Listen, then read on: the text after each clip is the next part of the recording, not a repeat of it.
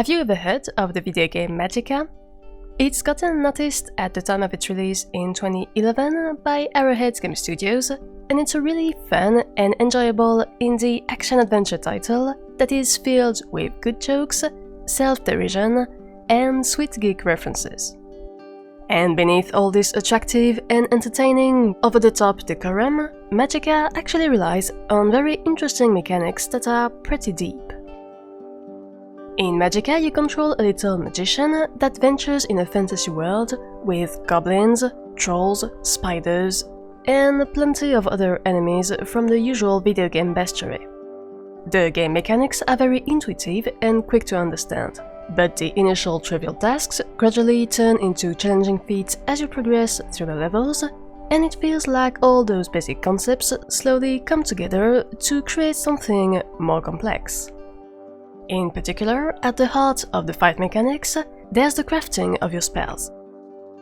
The idea is that, contrary to other games where you have a book filled with a set of predetermined spells that you cast instantly, here you instead stack basic components to build a temporary beam, or cone, or projectile, or spray, or shield.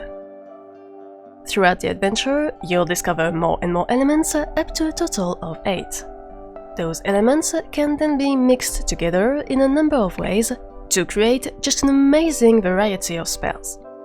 A very basic technique is to just repeat the same element again and again in your combo to boost its power.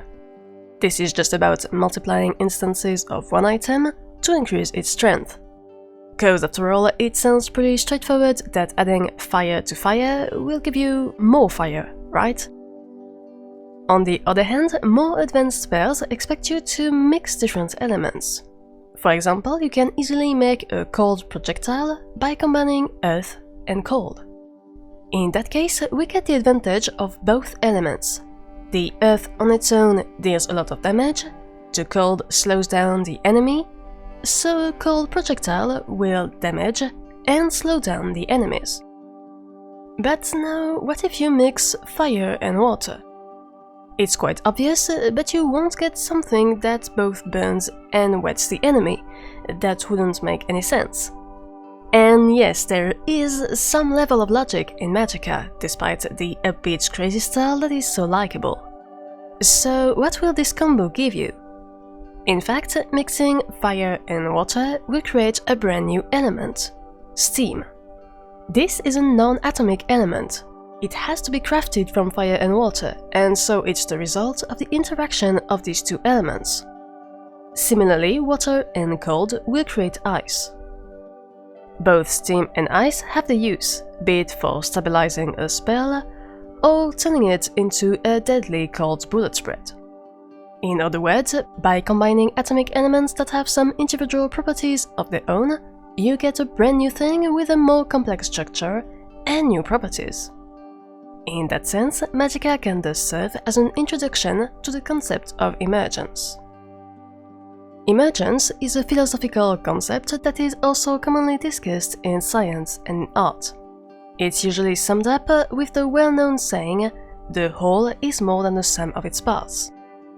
Basically, it's the phenomenon that allows a system of singular components to present additional layers of complexity that are born out of the interactions between those components.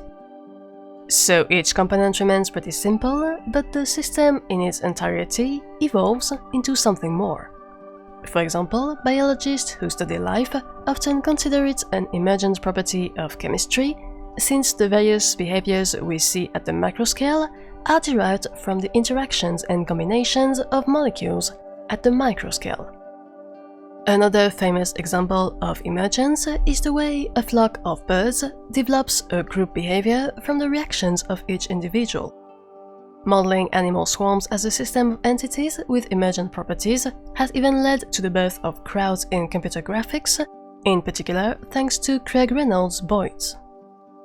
Of course, Magicka doesn't pretend to teach us this concept of emergence, but in a way, it trains our brains to quickly assemble elements into advanced formulas, and it also shows us how multifaceted the results can be with just this limited toolbox of initial building blocks.